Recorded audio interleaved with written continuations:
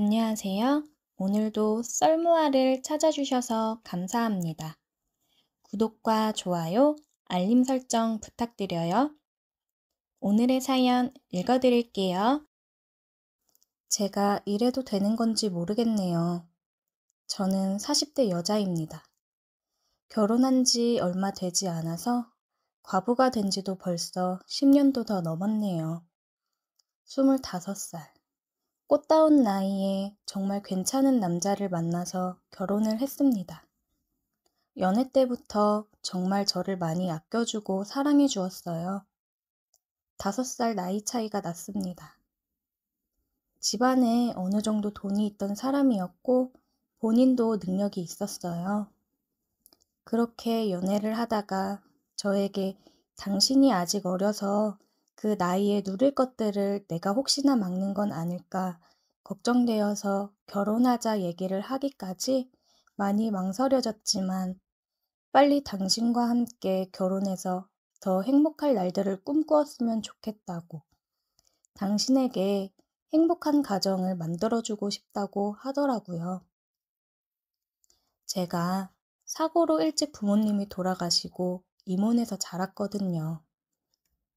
그리고 혹시나 결혼을 해서 당신이 누리지 못하게 되는 게 있다면 내가 그보다 당신을 더 행복하게 해주겠다고 프로포즈를 받았고, 저는 어린 나이라면 어린 나이였지만 이 사람을 많이 사랑하고 저를 책임지고 행복하게 해주겠다는 말을 믿었기에 프로포즈를 받아들였고, 시부모님은 저를 탐탁지 않아 하셨지만 남편이 계속 설득해서 저희는 그렇게 결혼을 하게 되었습니다.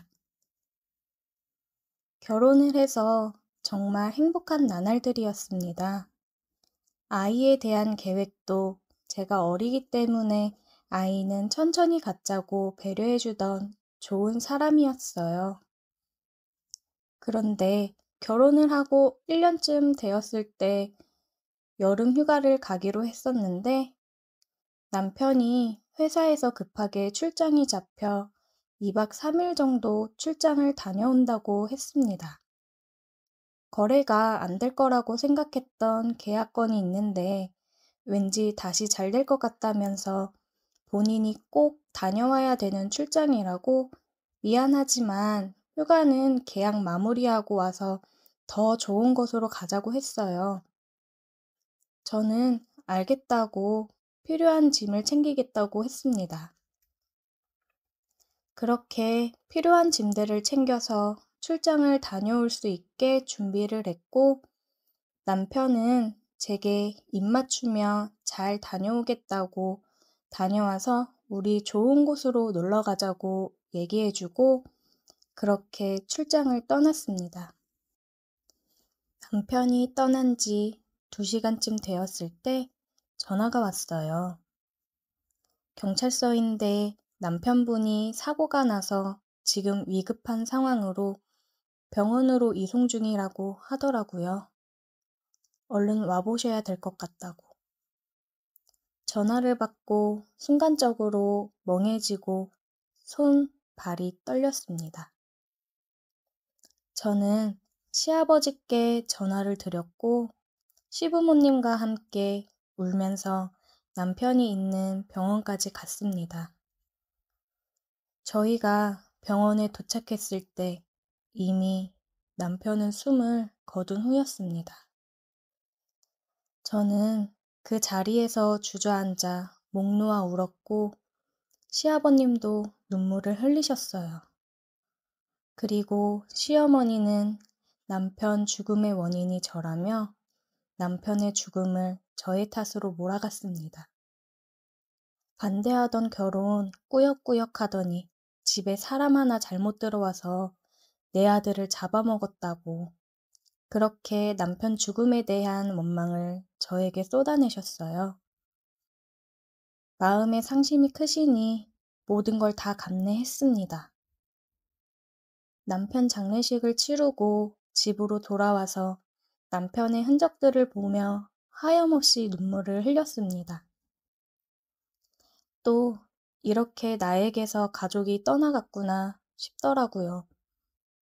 시어머님은 남편 재산에 대해서 내놓으라고 난리를 치셨고, 시아버지께서 다 필요 없으니 앞으로 평생 마주치지 말고 살자고 하셨습니다. 그렇게 저는 남편 재산과 사망보험금으로 내가 무얼 할 수 있을까 싶었어요. 내가 이 돈을 어떻게 쓸 수 있을까?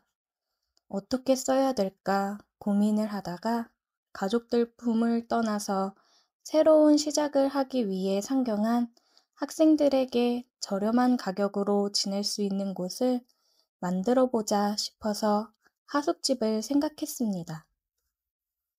워낙 이몬에 얹혀 살면서 뭐라도 도움이 되고자 식사는 제가 최대한 담당해서 했었거든요.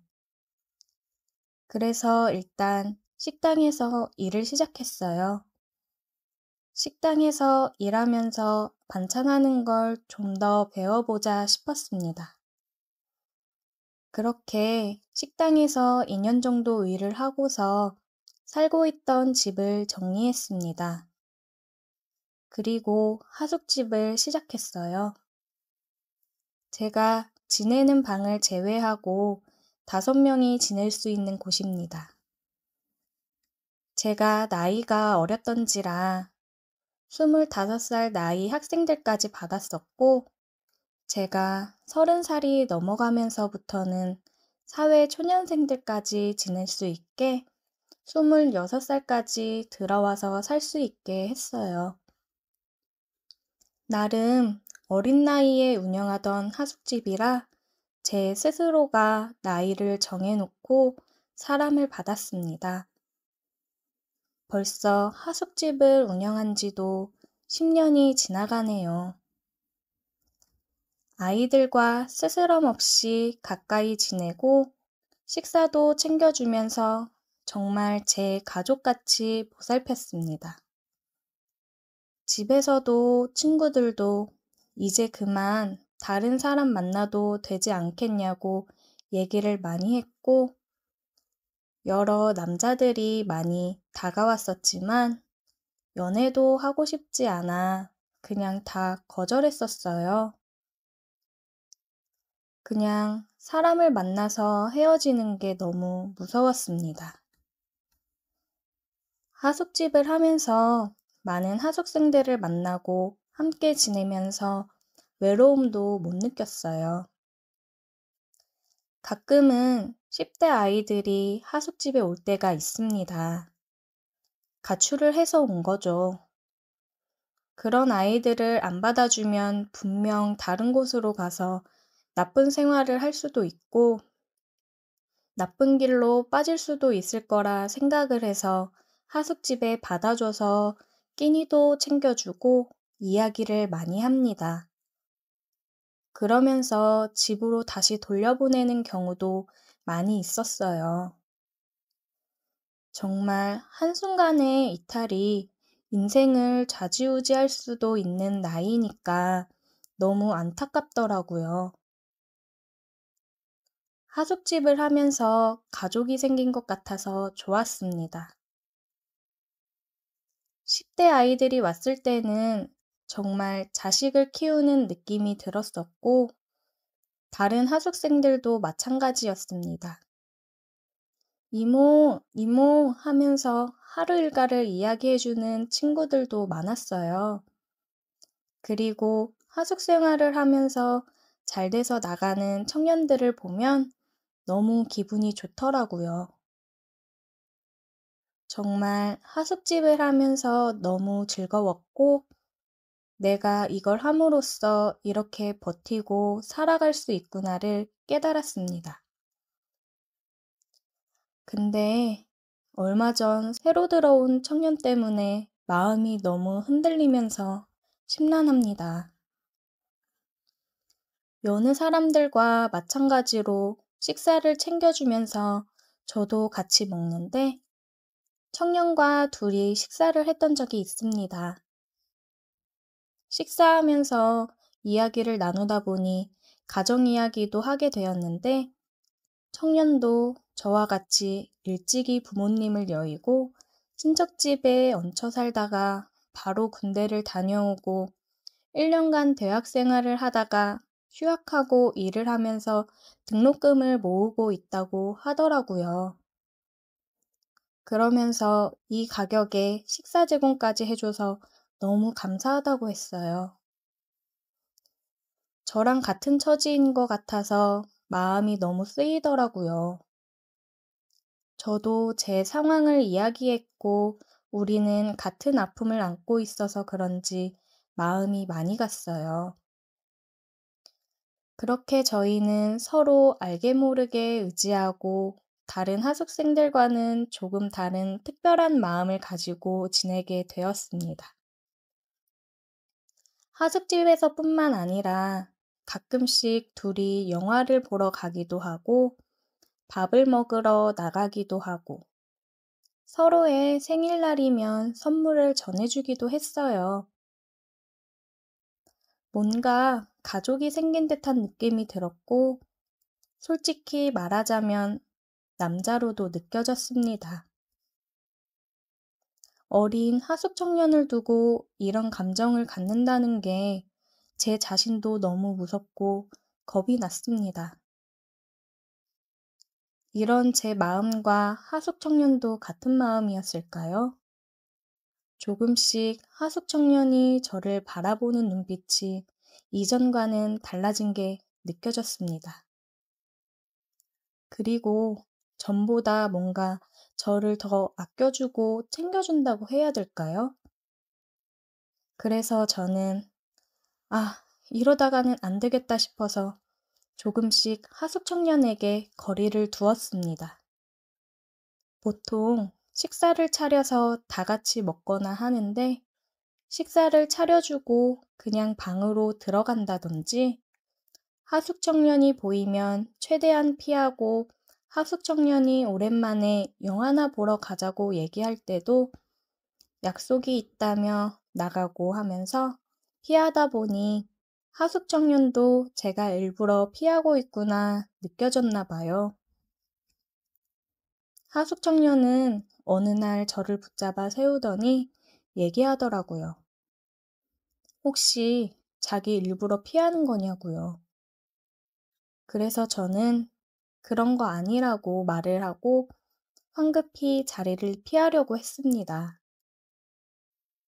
그러자 하숙 청년이 제 손을 잡으며 사랑한다고 얘기하더라고요.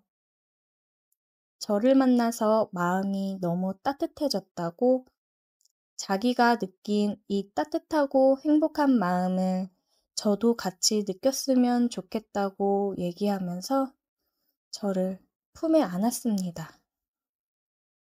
저도 여태 다른 남자는 관심에도 없었는데 저와 같은 아픔을 가진 이 청년에게는 왠지 모르게 계속 마음이 가고 신경이 쓰였고 가끔 둘이 나가서 영화를 보거나 할 때면 데이트를 하는 기분이 들어 설레였던 것도 사실입니다. 그래서 품 안에 안겼을 때 차마 밀치지 못하겠더라고요. 저는 애써 지금 이런 감정을 갖는 건 그냥 내가 엄마 같고 누군가에게 챙김을 받으니 그걸 사랑이라고 착각하는 거라고 얘기하니 자기 마음은 자기가 잘 안다며 여러 번 고민하고 또 고민해본 끝에 저에게 용기 내서 이렇게 얘기를 하는 거라고 하더라고요. 나이 차이가 20살이 넘게 나니 본인도 얼마나 혼란스럽고 힘들었겠어요. 사실 처음에 본인도 너무 혼란스러워서 일찍 부모님을 여의고 가족에 대한 그리움과 애틋함을 사랑이라고 착각하는 건 아닐까 여러 번 생각을 해보았지만 그런 걸 다 떠나서 그냥 제가 여자로 느껴진다고 하더라고요. 그냥 하루 종일 제가 생각이 나고 웃는 모습을 보면 기분이 좋아지고 함께 있고 싶고 그러는데 이게 사랑이 아니면 뭐냐고요. 우리 같은 마음 아니냐면서 얘기하는데 뭐라고 얘기해야 될지 모르겠고 그냥 눈물만 흘렸습니다. 하숙청년은 흐르는 눈물을 닦아주면서 제게 입을 맞추었습니다.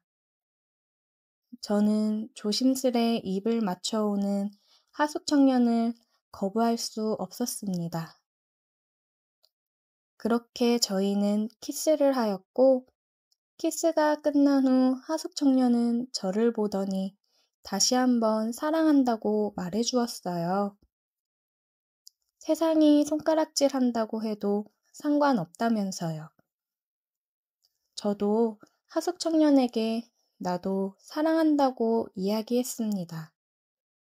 그렇게 저희는 연인 관계로 발전을 했고, 저는 남들의 시선이 두려워 비밀로 하숙청년과 만남을 이어갔습니다. 연인이 되기 전에는 크게 신경이 쓰이지 않았는데, 막상 연인이 되었다고 생각하니 데이트를 할 때에도 하숙집과 멀리 떨어진 곳에서 하게 되더라고요. 그렇게 저희는 하숙집과 떨어진 곳에서 주로 데이트를 하였고, 주로 모텔을 가서 사랑을 나눴지만, 가끔 하숙생들이 늦거나 할 때에는 하숙집에서 사랑을 나눴습니다. 정말 이 나이에 주책맞게 이래도 되는 걸까 싶었어요. 오랜만에 느껴보는 남자와의 관계라 그런지 너무 기분이 좋았습니다. 그동안 못했던 거를 다 풀어내듯이 그렇게 저희는 매번 뜨거운 밤을 보냈어요. 키스만 해도 너무 짜릿하고 기분이 좋더라고요. 가끔 그의 품 안에 누워 잠이 들 때면 너무 편하고 행복했습니다. 어리지만 일찍 철이 들어서 그런지 굉장히 의젓하고 믿음직스러웠고 항상 혼자 모든 걸 짊어지고 살아왔던 저에게 안식처 같은 존재가 되어주어서 저는 너무 행복하고 좋았어요. 여느 연인들처럼 기념일도 챙겨보고 사랑한다는 말을 나눌 때마다 정말 너무 좋더라고요. 이래서 사람들이 사랑을 하고 만남을 가지며 살아가는구나 느꼈어요. 근데 이렇게 서로 몸과 마음이 점점 가까워질수록 제 고민도 점점 커져갔습니다. 연인으로 지내다 보니 함께 있는 시간이 많아졌는데, 그러니까 점점 더 나이 차이에 대한 실감이 많이 나더라고요. 고민 이야기를 하거나 할 때도 미래에 대해 고민하고 걱정하는 이 사람에게 내가 괜히 걸림돌이 되고 있는 건 아닐까? 창창한 청년의 앞길을 내가 막고 있는 거겠지? 하면서 머리가 너무 혼란스럽고 복잡했습니다. 10년이 넘어 다시 느끼는 사랑과 육체적 욕망은 저에게 있어 너무나도 큰 부분을 차지하더라고요. 하지만 더 힘들어지기 전에 이 관계를 끝내는 게 맞는 거겠죠? 정말 남편 이후 처음으로 마음을 연 상대가 너무 어린 청년이라니 마음이 너무 아픕니다. 그래도 그 청년의 앞날을 위해 여기서 관계를 정리하는 게 맞는 거라 생각이 되네요. 헤어지게 되면 마음이 너무 아프고 힘들겠지만 놓아주어야겠지요? 오늘의 사연 여기까지입니다. 오늘도 들어주셔서 감사해요. 오늘도 불륜 드라마를 찾아주셔서 감사합니다. 시청자 여러분, 구독, 좋아요 사랑해요. 난 어릴 때부터 남들과 좀 달랐어. 아니, 정확히 말하면 내 몸이 달랐지. 중학교 때부터 남들보다 빨리 가슴이 자라기 시작했고, 고등학교 때는 이미 어지간한 성인 여자보다 컸어. 처음엔 창피했어. 달리기만 해도 출렁거리고 체육복 위로 드러나는 라인이 신경 쓰였거든. 그런데 시간이 지나면서 그게 내 가장 큰 무기가 된다는 걸 깨달았어. 대학교에 들어가면서부터 난 완전히 달라졌어. 옷도 몸매가 드러나는 스타일로 입고 화장도 과감하게 했지. 어디를 가든 시선이 쏠렸고 남자들은 날 볼 때마다 눈빛이 달라졌어. 난 그런 시선이 싫지 않았어. 오히려 즐겼지. 매력적인 여자라는 건 세상에서 가장 강력한 무기니까. 첫 직장은 꽤 좋은 곳이었어. 대기업 계열사였고 난 마케팅팀에서 일했지. 상사들한테 예쁨 받는 건 당연한 일이었고 회식 자리에서도 항상 중심에 있었어. 특히 팀장인 박 과장은 나한테 은근슬쩍 스킨십을 하려 들었지. 척 보면 알아. 남자가 어떤 생각을 하는지. 난 적당히 밀당하면서 그걸 이용했어. 그렇게 하면 일이 술술 풀렸거든. 하지만 그렇게 평탄하게 흘러가던 내 인생에 뜻밖의 변수가 생겼어. 바로 윤석이라는 남자. 우리 팀의 새로 온 대리였는데 처음부터 나를 다르게 대했어. 다른 남자들처럼 내 몸매를 훔쳐보거나 들이대지 않았어. 오히려 차갑게 대했지. 그게 더 신경 쓰였어. 다들 한 잔씩 하죠? 회식 자리에서 술이 몇 잔 들어가고 분위기가 무르익을 때쯤 난 윤석 옆으로 슬쩍 다가갔어. 일부러 몸을 기댄 채로 말했지. 그런데 그가 피하는 거야. 저 술 잘 못 마셔서요. 시큰둥한 태도. 그 말에 자존심이 상했어. 난 남자라면 누구나 탐낼 여자였고 내 몸매를 무시한 남자는 없었거든. 그런데 그는 전혀 흔들리지 않았어. 오히려 나를 꿰뚫어보는 듯한 눈빛이었지. 그날 이후 난 이상하게 그가 신경 쓰이기 시작했어. 회사에서 마주칠 때마다 일부러 더 붙어 앉고 짧은 치마를 입고 다녔지. 하지만 그는 여전히 차가웠어. 오히려 날 보면서 웃기만 했어. 왜 그렇게 절 신경 쓰세요? 어느 날 복도에서 마주쳤을 때 그가 그렇게 말했어. 마치 내가 그에게 끌리고 있다는 걸 이미 알고 있다는 듯한 태도였지. 신경 안 써. 태연하게 말했지만 사실 나도 모르게 더 깊이 빠져들고 있었어.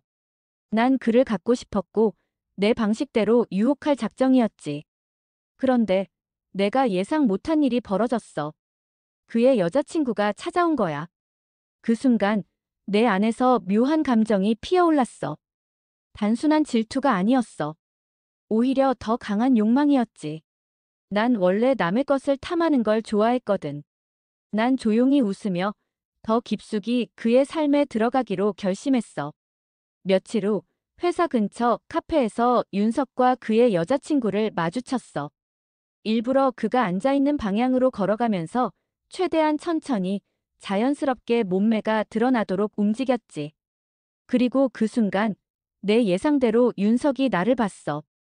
아주 짧은 순간이었지만 그의 눈빛에서 흔들림이 보였어. 뭐? 지수 씨. 같은 팀 동료들이 있어서 난 일부러 더 밝은 척 인사를 했어. 그리고 자연스럽게 윤석의 맞은편 자리에 앉았지. 그의 여자친구는 나를 힐끔 보더니 애써 무심한 척했어. 윤석 씨, 여자친구 있었구나? 몰랐네. 나는 놀란 척하면서도 짙은 레드 컬러 립스틱을 바른 입술을 살짝 하찼어. 윤석은 아무 말도 하지 않았고 대신 여자친구가 환하게 웃으며 대답했어. 네. 저희 3년 넘었어요. 3년. 그 정도면 웬만한 위기가 찾아올 시점인데.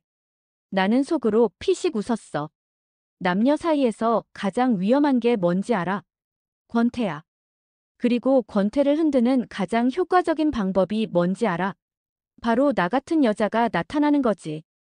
그날 이후 난 더 적극적으로 다가갔어. 점심시간이면 일부러 윤석 자리 근처에서 밥을 먹었고 가끔 윤석 씨, 이거 좀 도와줄 수 있어요? 하면서 가까이 붙었어. 회사 안에서야 공식적으로 뭐라 할 수 없으니 나는 최대한 자연스럽게, 그러나 명확하게 유혹의 신호를 보냈지. 그러던 어느 날 결정적인 순간이 왔어. 야근이 끝난 늦은 밤, 사무실에 남아있던 건 나랑 윤석뿐이었어. 일부러 모니터 화면을 응시한 채로 그가 먼저 말을 걸어오길 기다렸지. 그런데 뜻밖에도 그가 먼저 다가왔어. 지수 씨, 왜 이렇게 늦게까지 남아있어요? 아, 팀장님이 내일까지 보고서 내라고 해서요. 근데 좀 힘드네요. 난 일부러 길게 한숨을 내쉬면서 어깨를 풀었어. 그러자 윤석이 나를 보며 살짝 미소를 지었어. 너무 무리하지 마요. 윤석 씨도 아직 안 갔잖아요. 그냥 가기 싫어서요. 그가 그렇게 말하는 순간 난 확신했어. 드디어 이 남자가 흔들리기 시작했다는 걸. 난 몸을 천천히 돌려 그를 바라봤어. 가끔 그런 날 있죠. 그냥 누군가랑 같이 있고 싶은 날.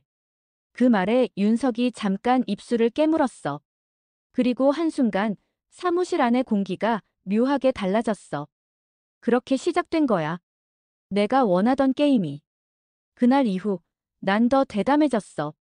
아침마다 더 타이트한 블라우스를 골라 입었고 회사에선 일부러 깊게 숙여 서류를 정리했어. 남자들이 내 몸을 훔쳐보는 건 익숙했지만 내가 신경 쓰는 건 오직 윤석뿐이었어.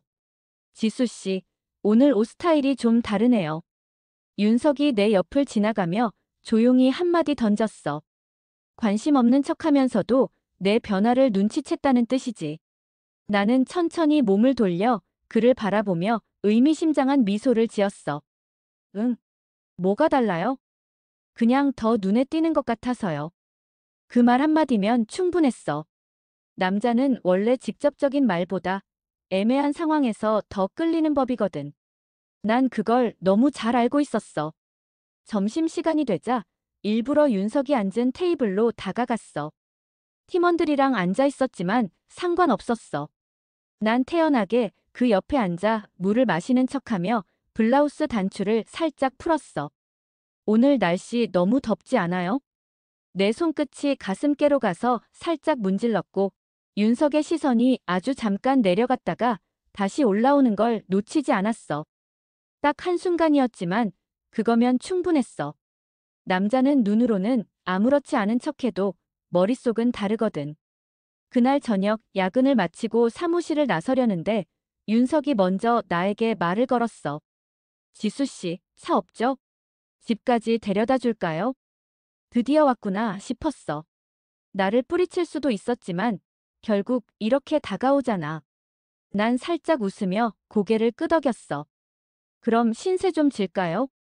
윤석의 차에 타고 조수석에 앉자 차 안엔 은근한 긴장감이 감돌았어. 일부러 다리를 꼬고 치마자락을 손으로 매만졌어. 그러자 윤석이 운전하면서도 옆을 힐끔힐끔 보는 게 느껴졌어. 운전 조심해야죠. 집중 안 되면 큰일인데. 내가 장난스럽게 말하자 윤석이 헛웃음을 지으며 앞을 바라봤어. 하지만 손끝이 핸들을 꽉 쥐고 있는 게 보였어. 지수 씨는 가끔 너무 도발적인 거 알아요? 내가요? 난 그냥 편한데. 내 목소리는 아무렇지 않은 척했지만 이미 게임은 시작됐어. 남자가 한번 이렇게 말하게 되면 그 다음은 쉬워. 집 앞에 도착하고도 난 바로 내리지 않았어. 일부러 핸드백을 뒤적이며 시간을 끌었지. 그리고 천천히 윤석을 바라보며 말했어. 커피 한 잔 마시고 갈래요? 윤석은 대답 대신 나를 가만히 바라봤어. 머릿속으로 고민하는 게 느껴졌지. 하지만 이 정도까지 온 이상 선택지는 정해져 있어. 그렇게 그날 밤 윤석은 내 집에 들어왔어. 그리고 선을 넘었지. 처음엔 어색한 척했지만 이미 마음은 정해져 있었어. 난 소파에 앉아 윤석을 바라보며 천천히 머리칼을 넘겼어. 일부러 가슴이 더 강조되도록 허리를 젖혔지. 지수 씨. 윤석이 낮은 목소리로 내 이름을 불렀어. 그리고 그 다음은 더 말하지 않아도 알겠지? 난 이 게임에서 항상 이기는 사람이야. 하지만 그땐 몰랐어. 이게 단순한 유혹으로 끝나지 않을 거라는 걸. 그 뒤로 일이 점점 꼬이기 시작했거든. 그날 밤 이후로 윤석은 변하기 시작했어. 처음엔 조심스럽게 행동하려고 했어. 사무실에서 나를 피하려는 듯 보였고, 점심시간에도 일부러 다른 팀원들과 어울렸어. 하지만 그런 게 얼마나 오래 갈까? 남자는 한 번 선을 넘으면 절대 예전처럼 돌아갈 수 없어. 며칠 후, 퇴근 시간이 다가올 때쯤 윤석이 내 자리 근처에서 머뭇거리고 있는 게 보였어. 난 모른 척하고 서류를 정리했지. 하지만 결국 그가 먼저 다가왔어. 지수 씨, 오늘 시간 돼요? 내가 기다리던 말이었지. 글쎄, 왜요? 그냥 같이 저녁이나 먹을까 해서요. 윤석의 목소리는 여전히 어색했어. 죄책감과 욕망 사이에서 갈팡질팡하는 티가 났지.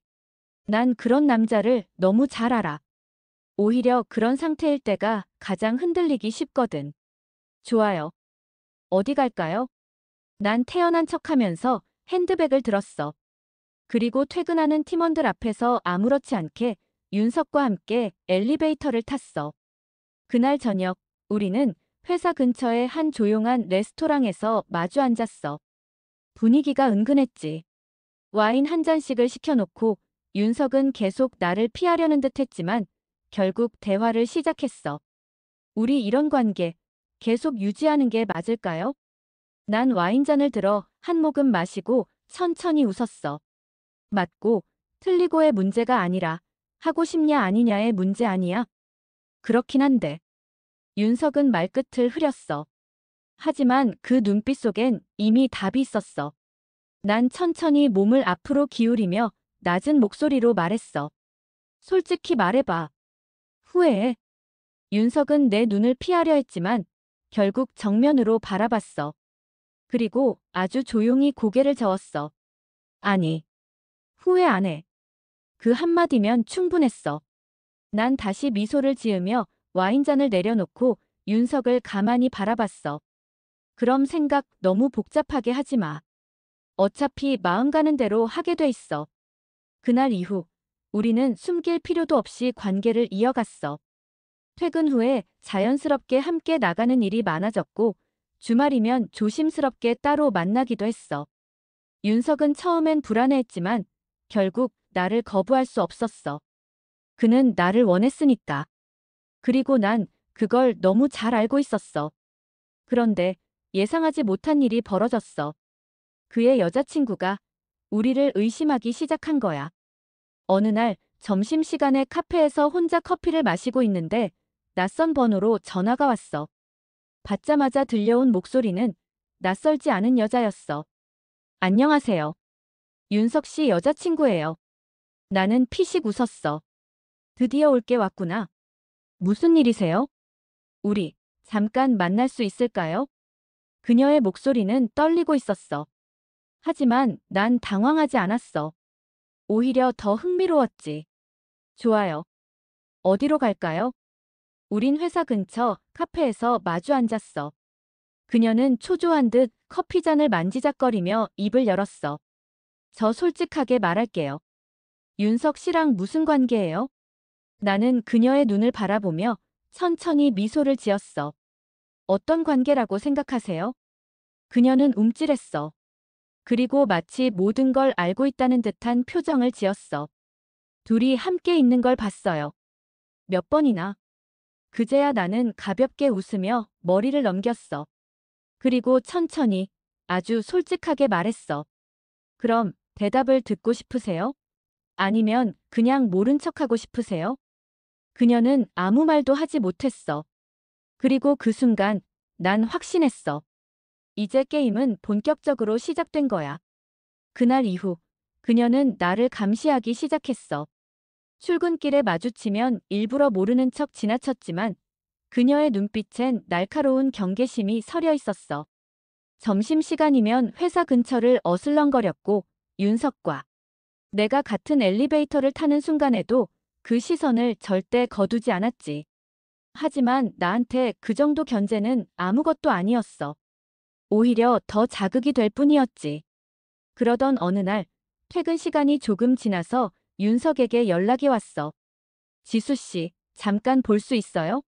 난 기다렸다는 듯이 미소를 지으며 답장을 보냈어. 어디서 볼까요? 우린 회사에서 조금 떨어진 사람들이 많지 않은 바에서 마주 앉았어. 윤석은 잔을 들고 한숨을 쉬더니 나를 똑바로 바라봤어. 지수 씨, 우리 관계 이대로 계속 가도 괜찮을까요? 그가 불안해하는 게 눈에 보였어. 하지만 그 눈빛 속엔 여전히 나를 향한 욕망이 자리 잡고 있었지. 난 천천히 잔을 기울이며 말했어. 괜찮고 말고는 우리 마음에 달린 거 아니야. 하고 싶으면 하는 거고, 아니면 아닌 거고. 그런데 내 여자친구가 눈치챈 것 같아요. 드디어 나올 게 나왔구나. 난 잔을 내려놓고 윤석을 똑바로 바라봤어. 그래서 무슨 말이라도 하던가. 윤석은 입술을 깨물면서 고개를 저었어. 아니, 확실한 증거는 없는 것 같아. 그냥 감으로 의심하는 거지. 요즘 계속 신경질적이고 나한테도 예민하게 굴어. 그래서 헤어질 거야? 윤석은 대답 대신 한숨을 쉬었어. 그는 쉽게 결정을 내리지 못할 거라는 걸 알았어. 3년을 만난 여자친구와 나 사이에서 갈팡질팡하는 건 당연했지. 하지만 난 그 망설임이 오래가지 않을 거라는 것도 알고 있었어. 그 여자친구, 나한테 직접 연락했었어. 내가 그렇게 말하자 윤석의 얼굴이 순간 굳어졌어. 뭐? 며칠 전에 만나자고 하더라. 그걸 왜 이제야 말해요? 그가 다급하게 묻자 난 천천히 미소 지으며 잔을 기울였어. 별거 아니었어. 그냥 뭐 하는 사이냐고 묻길래 애매하게 돌려 말했지. 걱정 마. 딱히 결정적인 말은 안 했으니까. 윤석은 여전히 긴장한 얼굴이었어. 그리고 난 그 표정이 너무 재밌었어. 그럼 이제 어쩔 건데? 내 여자친구 계속 의심할 텐데. 윤석은 깊은 고민에 빠진 듯 했어. 그리고 잠시 후 낮은 목소리로 말했어. 조금만 시간을 줘요. 내가 정리할게. 난 잔을 내려놓고 그를 바라봤어. 그리고 천천히 몸을 숙여 그의 손등 위에 내 손을 얹었어. 그래, 기다려줄게. 대신 오래 걸리면 안 돼. 그날 밤 윤석은 처음으로 내게 먼저 키스를 했어. 그동안은 내가 주도했었지만 이제는 그가 더 깊이 빠져들었다는 뜻이겠지. 그렇게 우리의 관계는 더 깊어졌어. 며칠 후, 난 우연히 윤석의 여자친구가 회사 근처에서 서성이는 걸 봤어. 그녀는 내 모습을 보자마자 다가왔어. 그리고 한치의 망설임도 없이 단도직입적으로 말했지. 윤석 씨랑 무슨 사이야? 이제 더 돌려 말할 필요도 없었어. 나는 천천히 웃으며 그녀를 바라봤어. 그걸 왜 나한테 묻지? 내 남자친구한테 물어봐야지. 그녀의 얼굴이 굳었어. 난 한 발짝 더 다가가며 낮은 목소리로 말했어. 아니면 대답 듣기 무서울까봐. 그 순간 그녀의 손이 올라오더니 내 뺨을 때리려 했어. 하지만 난 그 손목을 잡아버렸지. 어머, 이러지 마. 여기 길거리잖아. 그녀의 눈에는 분노와 불안이 가득했어. 하지만 난 전혀 개의치 않았어. 오히려 더 자극하고 싶었지. 너도 알잖아. 윤석 씨가 나를 원한다는 거. 그 말에 그녀는 떨리는 입술을 악물었어. 그리고 난 그녀를 뒤로 한 채 당당하게 걸어 나왔어. 이제 곧 결말이 날 거야. 그 여자가 할 수 있는 건 결국 하나뿐이니까. 남자는 끝까지 지키려고 하지만 여자는 결국 떠나게 돼 있어. 그리고 나는 항상 승자가 되는 쪽이었으니까. 그날 이후 윤석의 여자친구는 더 이상 나에게 연락하지 않았어. 하지만 그녀가 조용해졌다고 해서 모든 게 끝난 건 아니었지. 오히려 이제부터가 진짜 시작이었어. 윤석은 점점 더 나에게 빠져들고 있었어. 퇴근 후엔 자연스럽게 내게 연락했고 주말에도 슬쩍 약속을 잡으려 했어. 처음엔 죄책감에 흔들리는 것 같더니 이제는 점점 무뎌지는 게 보였어. 그러던 어느 날 우린 또 한 번 밤을 함께 보내게 됐어. 어두운 조명 아래 침대에 기대 앉아 그를 바라보며 난 천천히 웃었어. 요즘은 여자친구한테 연락 안 와? 윤석은 한숨을 쉬며 고개를 저었어. 아니, 연락은 오는데 예전 같지가 않아. 뭔가 차가워졌어. 그럼 빨리 정리해야겠네. 난 손끝으로 그의 가슴을 살짝 눌렀어. 그러자 윤석이 나를 내려다보며 피식 웃었어. 지수 씨는 참 내가 헤어지길 바라는 것 같아. 바라는 게 아니라 당연한 거 아니야? 한 사람한테 마음이 가 있으면 다른 사람은 정리해야지. 난 일부러 몸을 기울여 그의 귓가에 속삭였어. 그래야 우리도 더 마음 편하지 않아? 윤석은 눈을 감고 잠시 생각하는 듯 했어. 그리고 다시 나를 바라보며 고개를 끄덕였어. 그래. 너 말이 맞아. 나도 더 이상 이렇게 두고 볼 순 없을 것 같아. 그 순간 난 속으로 쾌감을 느꼈어. 이제 거의 다 왔어. 이제 남은 건 그 여자와의 마지막 정리뿐이야. 며칠 후 윤석은 여자친구와 헤어졌어. 회사에서 점심을 먹고 있을 때 윤석이 내게 조용히 문자를 보냈어. 끝냈어. 난 그 한 줄짜리 문장을 보면서도 별다른 감흥이 없었어. 애초에 당연한 수순이었으니까. 난 핸드폰을 내려놓고 천천히 미소를 지었어. 이제 난 완전히 이긴 거야. 퇴근 후 윤석이 먼저 전화를 걸어왔어. 오늘 저녁 같이 먹을래? 그 목소리는 더 이상 망설이지 않았어. 이제 그는 완전히 내 사람이 된 거야. 난 기다렸다는 듯이 대답했어. 좋지. 어디로 갈까? 우린 분위기 좋은 레스토랑에서 저녁을 먹었어. 윤석은 전보다 훨씬 편안해 보였고, 나도 더 이상 조심스럽게 행동할 필요가 없었어. 난 잔을 들어 가볍게 부딪히며 말했다. 이제야 제대로 된 시작이네. 윤석은 피식 웃으며 내 잔을 따라주었어. 그러네. 이제야 좀 마음이 편해. 그날 밤, 우린 호텔로 향했어. 이제 더 이상 숨길 필요도 없었으니까. 침대에 몸을 맡긴 채 난 천천히 윤석을 바라보며 웃었어. 이제 후회 없어. 윤석은 대답 대신 내게 입을 맞췄어. 이제 난 완전히 그의 여자가 된 거야. 그렇게 모든 게 완벽하게 끝난 줄 알았어. 그런데 그 여자가 다시 나타난 거야. 며칠 후 회사 앞에서 기다리고 있던 윤석의 전 여자친구를 마주하게 됐어. 그녀는 말없이 나를 노려보고 있었어. 난 일부러 무심한 척 걸어가려 했지만 그녀가 내 팔을 붙잡았어. 우리 얘기 좀 할까? 난 팔을 뿌리치고 천천히 그녀를 바라봤어. 무슨 얘기? 넌 대체 무슨 생각으로 이러는 거야? 그녀의 목소리는 떨리고 있었어. 난 한숨을 쉬며 피식 웃었어. 이러는 거라니. 윤석 씨가 널 떠난 건 내 잘못이 아니야. 우릴 탓하지 말고 내가 뭘 잘못했는지 먼저 돌아보는 게 어때? 그 순간 그녀의 눈에서 눈물이 맺혔어. 정말 못됐구나. 난 그녀의 말을 듣고도 아무렇지 않았어. 오히려 속으로 더 흥미로웠어. 사랑이라는 게 원래 그런 거야.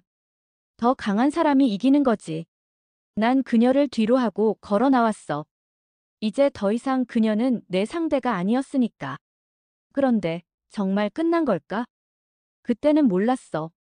이 모든 게 곧 나에게 큰 후폭풍이 될 거라는 걸. 그래도 어떻게 난 원래 나쁜 년인 것을. 난 후회하지 않을 거야. 저는 총각인데 유부녀를 만나고 있어요. 알게 된 건 몇 개월 전 다니던 회사에서 술자리를 가졌는데 그녀는 첫눈에 반할 만큼 예뻤기에 단번에 호감이 갔어요. 나이도 동갑이었고요. 호감이 있는 상태에서 술 먹으면서 얘기를 하는데 얼굴은 진짜 예쁜데 의외로 털털하고 까칠하지도 않고 깔깔 잘 웃고 먹는 것도 가리는 것 없이 잘 먹고 웃는 모습이 이뻐서 점점 더 호감이 가더라고요. 왼쪽 네 번째 손가락에 반지가 껴져 있었지만 저 얼굴에 당연히 애인이 있겠지 하고 신경 쓰지 않았습니다. 일단 친해지는 게 우선이라고 생각을 했어요. 하지만 다른 사람을 통해 그녀도 저한테 호감이 있다는 이야기를 전해 듣게 되고 그 자리에서 바로 친해졌죠. 그러다가 연락처를 달라고 했고 그녀는 생글생글 웃으면서 왜요? 연락하려고요?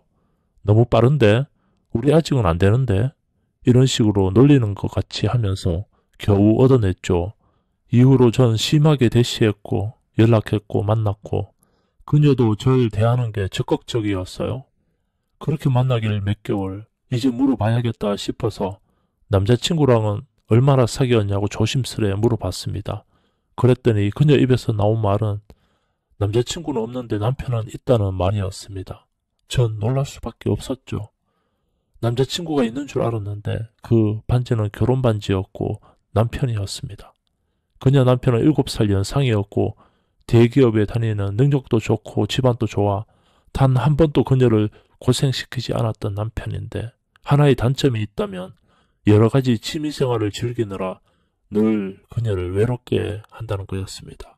남편이 있어도 바빠서 그녀와 있어주는 시간이 없어 그녀는 맨날 외로웠고 그래서 일도 시작한 거래요. 일을 막상 시작해도 쇼핑을 해도 해외여행 친구들과 만나 놀아도 외로움이 풀리지 않았답니다. 그런 그녀에게 저와의 만남은 외로운 생활의 한 줄기 빛마냥 즐거움을 줬다고 말하더라고요. 졸지에 전 유부녀와 사귀고 있네요. 안녕하세요. 제 나이는 28살이고 대학 졸업 후 곧장 취업을 했네요. 평소에 회사에서는 여직원들과 업무적인 얘기 아니면 사적인 대화는 잘 안 하는 편이어서 여직원들과 별로 친하지 않았죠. 그래서 회식 때도 몇몇 친한 남자 직원들끼리 모여 한쪽 구석에서 주거니 받거니 놀고 있었죠. 어느 정도 다들 치기가 오르고 한참 회식 분위기가 무르익자 여직원들 무리에서 그나마 안면에 있는 경리가 내 앞자리로 오더니 한잔 하자고 하더군요. 그녀의 얼굴을 보니 홍조가 살짝 띈 게 약간 취한 상태였고 한 잔 받고 한 잔 따라주니 원샷하고 계속 내 앞에 앉아서 평소 회사 여직원들 중에 관심 있는 사람 없었냐고 물어보더군요. 대답 대신 나는 계속 씩 웃고만 있으니까 경리 아가씨가 집요하게 물어오기 시작하더라고요. 회사 여자들 중에 내가 좋아하는 사람이 있으면 자기가 확실하게 연결해 줄 테니 말만 해보라면서. 그래서 다른 쪽 테이블 여자들 모인 데를 보니까 5명의 여자들이 우리 쪽을 보면서 자기들끼리 낄낄대며 뭐가 그리 좋은지 웃으면서 쳐다보고 있더라고요. 사실은 저 여자들 중에 날 좋아하는 여자가 있다면 나를 소개시켜주고 싶어서 왔다더군요. 순간 깜짝 놀라 계속해서 저 중에 누구냐고 경리한테 몇 차례 물어보니 개발팀의 수키라고 얘기를 하더라고요. 회사 여직원들이 다들 키도 크고 인물이 반반한 편인데 수키라는 여자는 그 중에서도 돋보일 정도로 외모가 출중했어요. 그래서 공식적인 회식 자리가 끝나고 나서 또래 마음 맞는 사람들끼리 2차를 가게 되었죠. 남자 넷, 여자 넷 이렇게요. 그렇게 우리의 만남은 시작됐습니다. 친구가 아닌 연인 사이로. 만난 지 6개월 정도 되었는데 그녀가 저와 결혼하고 싶답니다. 저도 그러고 싶고 근데 유부녀였다니. 그런데 하는 말이 절 만나기 전부터 이혼 이야기가 나왔대요. 24살 대학 졸업하자마자 결혼해서 그 사람이랑 살아온 게 5년째다. 밖으로만 놔두는 남편 때문에 지친다면서 전부터 이혼하고 싶다고 이야기가 나왔었는데 절 만나고 나서 확실히 마음을 굳혔다고 하네요. 나를 너무 사랑한다는 그녀. 근데 전 두렵습니다. 그녀가 나 때문에 이혼하는 건 아닌가 싶고 유부녀란 사실을 알기 전에 결혼하고 싶다고 사랑한다고 말했던 건데 사실 많이 황당해요. 그녀를 좋아하는 건 맞지만 이혼녀와 결혼을 생각해 본 적은 한 번도 없고 또 그녀와 이대로 헤어지고 싶지도 않고 어떻게 해야 할지 너무 고민입니다. 오늘의 사연 시작합니다. 안녕하세요. 이것저것 연애의 재미거리도 많고 행복과 고민도 많은 여성입니다. 저와 제 남자친구는 장거리 연애를 하고 있는 커플입니다. 우리는 벌써 3년째 서울과 강릉을 오가며 연애를 하고 있습니다. 대학 졸업 무렵에 사귀기 시작해서 그가 서울로 직장을 잡으면서 자연히 장거리 연애 커플이 되었거든요. 저는 강릉에 남아서 작은 회사에 다니고 있고 그저 주말이 되어 남친과 데이트하는 것을 유일한 낙으로 생각하며 살고 있습니다. 남친과 저는 이곳에서 나고 자랐기에 잔잔한 추억도 많기에 우리는 대체로 이 부근에서 데이트하는 것을 마음 편해하고 있습니다. 우리는 해변을 거닐며 커피를 마시고 서로의 밀린 이야기도 주고받고 파도 저 너머에서 불어오는 것 같은 미래에 먼 희망도 이야기합니다. 우리는 서로 많은 것을 이야기하며 눈 내린 겨울산을 바라보기도 하고 신록이 우거진 여름의 숲 향기를 맡기도 하면서 사계절의 면면을 오롯이 즐기며 이곳에서의 데이트를 즐겨왔습니다. 때로는 남친이 주말에 오히려 더 바쁜 경우도 있고 주위 지인들의 여러 행사가 있어 거기에 참석해야 될 경우에는 저에게 오지 못하기도 합니다. 하지만 저는 참고 견디며 변함없는 사랑으로 굳건히 사랑을 지켜왔습니다. 그리고 최근에 조금 힘들고 간당간당한 사건이 하나 있어서 우리끼리 작은 파장이 일기도 했습니다. 어느 주말 근 한 달 만에 그가 고향에 왔기에 저는 약속 장소인 카페로 갔습니다. 그의 곁에는 어떤 낯선 여자가 앉아 있었는데 저는 조금 의외여서 그에게 눈짓으로 누구냐고 물었습니다. 남친은 자신의 아주 어린 시절에 살던 동네 친구라고 했습니다. 그동안 잊고 살았는데 지난번에 고향에 들렀을 때 그의 부모님과 그녀의 부모님이 우연히 간만에 해후를 하면서 집안끼리 다시 왕래하게 되었다는 것입니다. 그러면서 그 친구와 통화가 되었고 고향에 들를 때 얼굴을 한번 보자고 약속해서 그날 만나게 되었다고 했습니다. 그와 그녀는 초등 고학년 때까지 한 동네에 살았기에 추억도 많은 것 같았습니다. 둘은 제가 있다는 것도 깜빡했던지 둘이서 즐거운 대화를 이어가느라 정신없었고 저는 그저 말없이 생맥주와 치즈 안주를 먹으며 그들의 이야기에 끄덕이고만 있었습니다. 그러다가 둘은 간만에 추억의 장소를 여기저기 둘러보자며 저까지 끌고는 자신들이 예전에 살던 동네에 가서는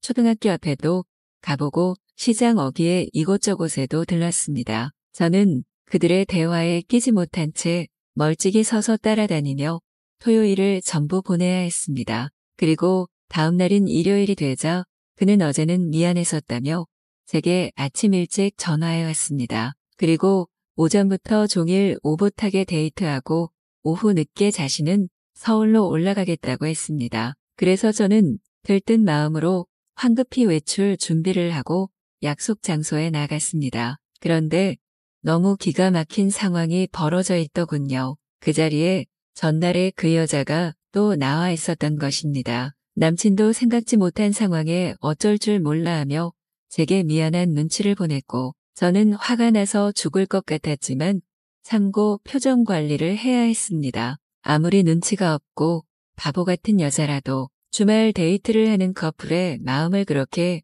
모를 수가 있나 싶어서 너무 화가 났습니다. 더구나 남친을 근 한 달 만에 만난 제 마음을 너무 몰라준다 싶어서 너무 야속했습니다. 그간에 남친이 회사 일이 갑자기 바빠져서 주말도 반납하고 일해야 했고 간만에 났던 여유 시간에는 여러 볼 일이 생겨서 저에게 올 수 없었던 것입니다. 제가 서울에 가서 잠깐이라도 그를 만나려고 했지만 남친은 번거롭게 그럴 것까지는 없다며 말렸고 익숙하지 않은 지리와 교통에 제가 헤맬까봐 여러 가지로 마음을 써주었던 것입니다. 그렇게 애타게 떨어져 있다가 근 한 달 만에 만났는데 웬 낯선 여자가 어릴 적 동네 친구라는 이름으로 떡하니 나타나서는 종일 사람을 이리저리 끌고 다니더니 결국은 남은 일요일 반나절마저 완전히 흡수해 버리려고 하는 것이었습니다. 그 여자가 그 전날 늦게까지 그 여자가 붙어있지 않았다면 우리는 종일 개인적인 이야기도 실컷 하고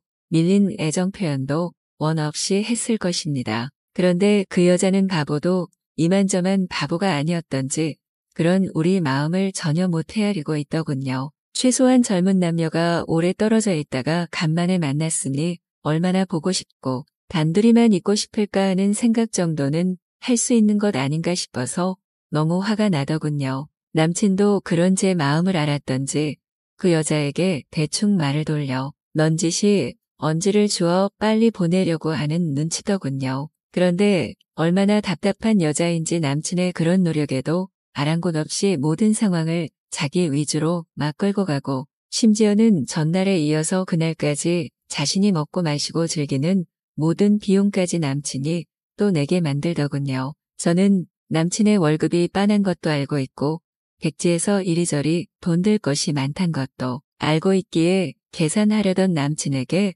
눈짓으로 말렸습니다. 그리고는 제가 슬그머니 계산을 해주기도 했고 저의 카드를 내밀어서 계산을 대신하기도 했습니다. 그 정도로 우리가 서로 우왕좌왕하고 있으면 눈치껏 자신이 아주 민폐를 끼치고 있다는 것을 눈치채고는 어서 방향을 정립을 해야 하건만 그 여자는 전날과 다름없이 굴더군요. 저는 뭐라고 말하기도 그렇고 해서 참고 참았지만 대체 뭐 이리 매너 없는 여자가 다 있나 싶어서 견딜 수가 없었습니다. 남친은 저녁이 다 돼갈 때쯤 겨우 집에 가겠다며 일어서는 그 여자를 변함없이 친절한 미소로 보내고 나서야 저에게 미안하다는 말을 수십 번도 넘게 했습니다. 저는 참고 참았던 억울함과 그에 대한 그리움이 완전히 분노로 폭발해서는 그에게 된통 화를 내며 꼬집고 때리며 군풀이를 했습니다. 그리고 결국에 남친이 서울로 올라가는 길에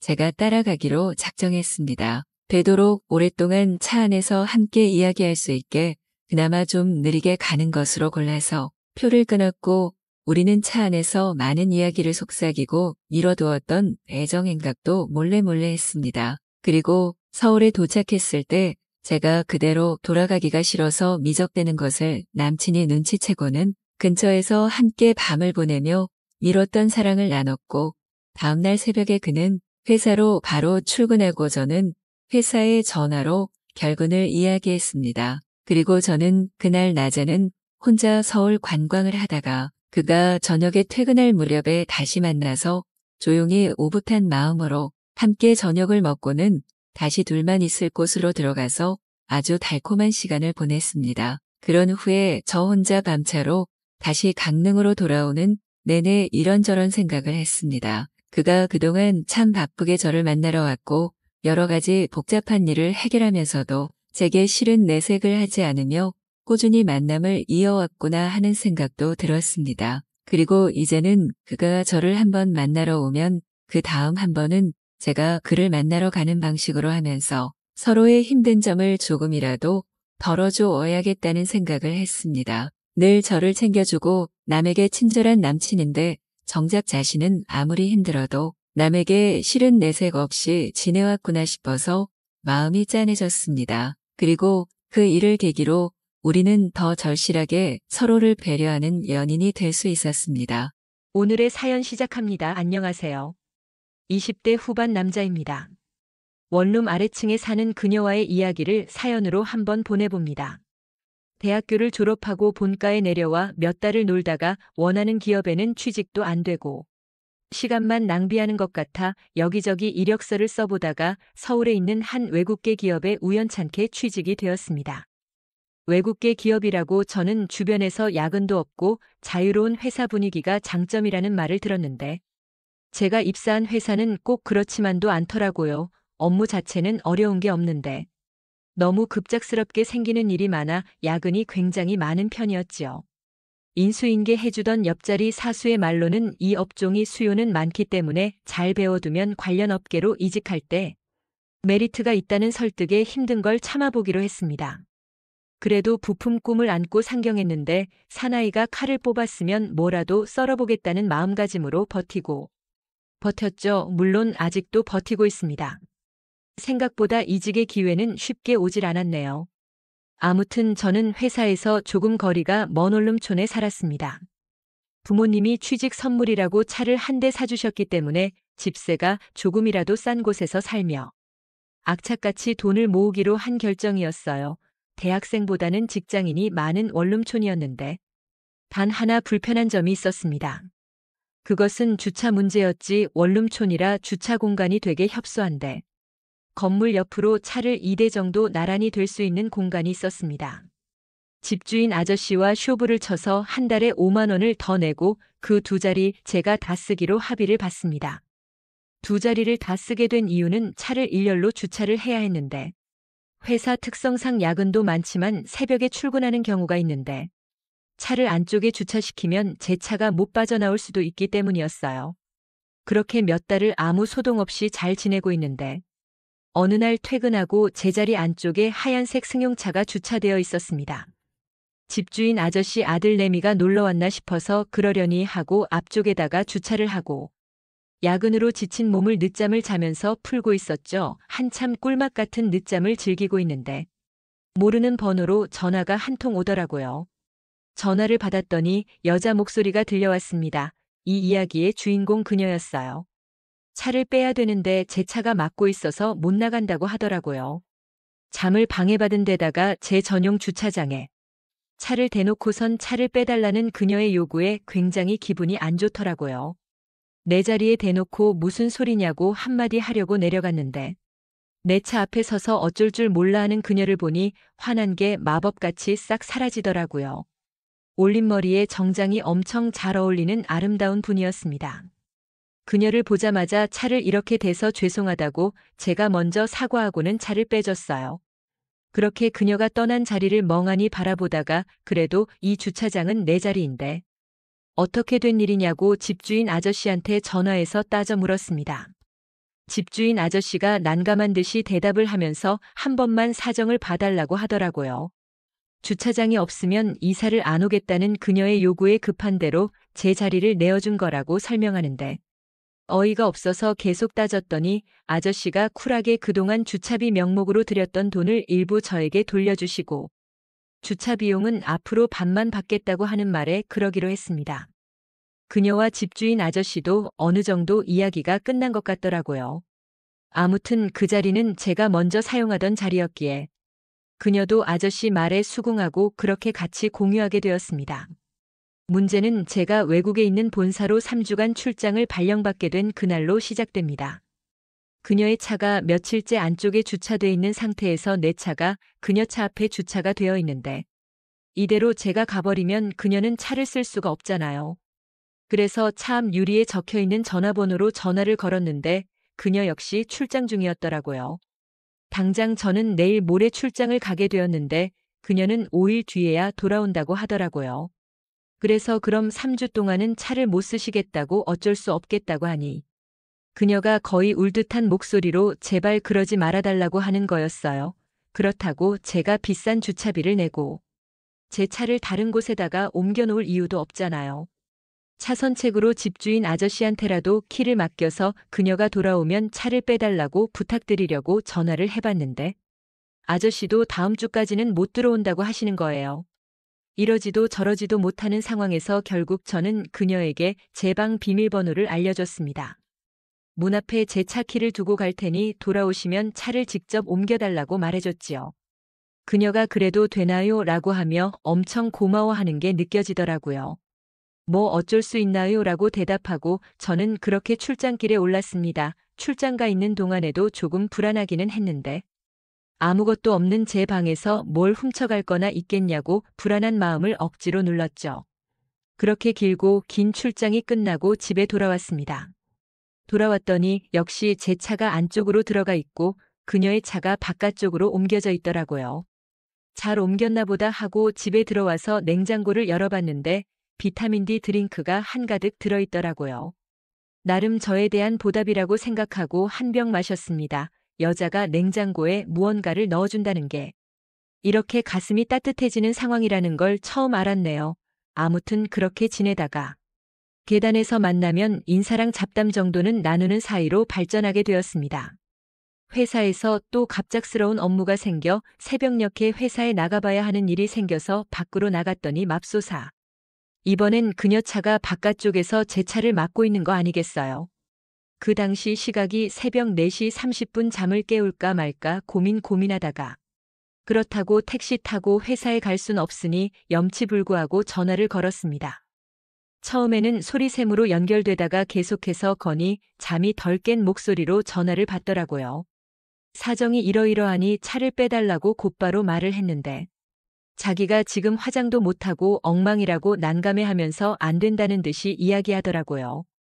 아니 이 사람이 지금 내가 차를 써야 한다는데 답답한 소리를 하고 있다고 말을 하려다가 그래도 여자가 그렇게 부끄러워하니 정중하게 안 보고 있을 테니까 잠깐 차만 빼달라고 부탁했죠.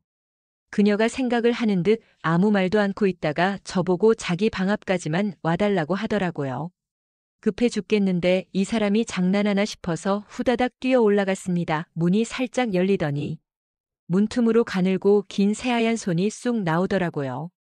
그녀의 손에 들려있는 건 그녀의 차키였고요. 저보고 차를 빼놔달라고 부탁하더라고요. 자기가 화장을 안 하고는 절대 밖에 못 나가겠다고 헛소리를 하고 있길래 차키를 낚아채듯 빼서 차를 원룸 앞 현관까지 빼놓고 다시 그녀 집 앞으로 올라갔습니다. 차 여기 현관 앞에 대놨다고 말을 하고 키를 돌려주니 저보고 차를 떼달라고까지 부탁을 하더라고요. 참 뻔뻔함도 가지가지 한다고 생각하고 알겠다고 하고 차까지 대주고 출근했습니다. 새벽이라 차가 없어서 늦지는 않았지만 마음 급해 죽겠는데 늦잠 부리는 바람에 짜증이 나 있는데 그녀에게 문자가 왔어요. 새벽에 죄송하고 또 감사하다고 퇴근하면 같이 식사나 하겠냐고요. 아침나절에 쌓인 분노가 씻은 듯이 사라지더라고요. 그렇게 룰루랄라 퇴근하고 그녀의 회사 근처에서 밥을 먹었습니다. 식당에서 마주보고 앉아있으니 그녀의 아름다움을 밥이 입으로 넘어가는지 코로 넘어가는지 모르겠더라고요. 아무튼 그때 이런저런 이야기를 나누고 그녀도 지방에서 올라왔는데 저랑 같은 이유로 원룸 생활을 하고 있다는 말을 듣고 동지를 만난 것 같아 의기투합했습니다. 그날 이후로 우리는 인사 정도만 주고받던 사이에서 가끔씩 연락을 주고받는 사이가 되었죠. 주차장 때문에 알게 된 인연이지만 정말 예쁜 그녀였죠. 가끔 그녀와 저녁을 함께 먹는 건 외롭던 저에게는 참 즐거운 일이었습니다. 물론 식사 말고는 그녀는 저에게 아무런 틈도 보여주질 않았죠. 그냥 의지할 수 있는 이웃, 사촌 정도의 관계로도 저는 좋았습니다. 그러다가 일이 엄청나게 밀려 퇴근 시간이 한참 지났는데도 계속 일을 하고 있던 어느 날이었습니다. 사무실에 혼자 남은 일을 하고 있는데 그녀한테서 전화가 오더라고요. 다급한 목소리로. 그녀가 도어락이 안 열린다고 엄청 당황을 한 채로 말을 이어가더라고요.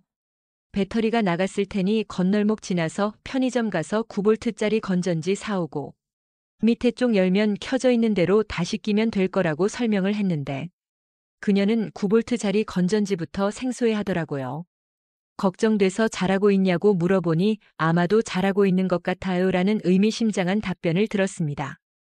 급한 대로 집주인 아저씨한테 전화를 했는데 손주 보러 갔다고 내일이나 돼야 돌아올 거라는 대답을 들었어요. 그리고 창문 밖을 보니 깜깜해져 있는데 왠지 아직도 도어락하고 씨름 중일 것 같은 그녀를 생각하니 걱정이 돼서 손에 일이 잡히지 않더라고요.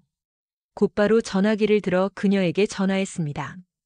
도어락이 안 된다고 전화 받은 지 벌써 2시간이 넘어가는데 아직도 배터리도 교체 못한 채 밖에서 혼자 고생 중이더라고요. 빨리 퇴근해봐야 저도 못해도 4시간은 더 걸릴 것 같아서 급한 대로 그녀에게 제 방에 들어가 있으라고 했습니다.